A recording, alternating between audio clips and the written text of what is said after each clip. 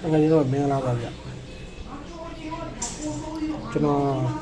ဒီကြောက်လေးကြောက်ကြတယ်ဗျကြောက်လေးကမနာလေးပါဗျ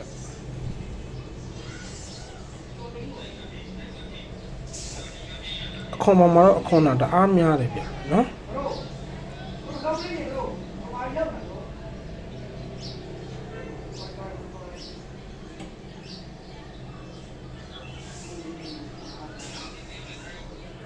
ဖြတ်သားလေးကြည့်အောင်ဗျဖြတ်သားကဒီပုံစံလေးဗျ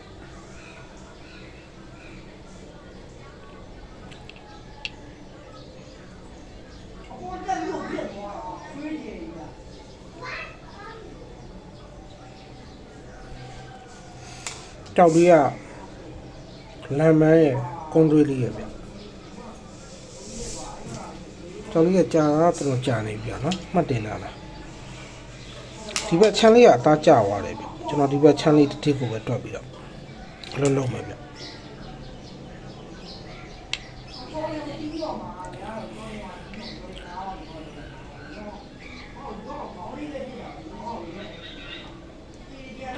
ဒီဘေးမှာတော့အခွန်တွေမှာအနာတွေကတော့တော်တော်များတယ်ဗျဒါပေမဲ့ဒီအထဲကိုမဝင်ဘူးဗျ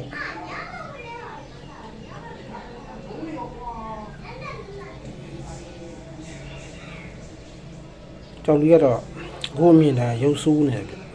မှတ်လဲဟောင်းသွားကြောက်တော့ဟောင်းသွားပြီဒီကြောက်လေးအဖုံးမပါတော့ဗျအဖုံးကပါတယ်လို့ပြောတယ်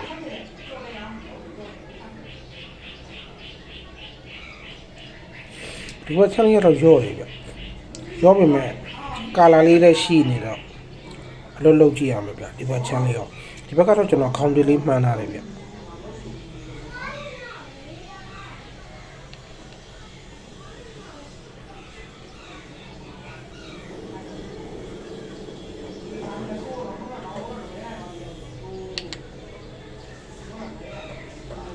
လူလေးလည်းရှိတယ်လူလေးကကျွန်တော်တို့လမ်းမတထူးစာလေးကြံမယ်ဗျဒီဘက်ကတော့ရှိုးဝိုင်းဗျ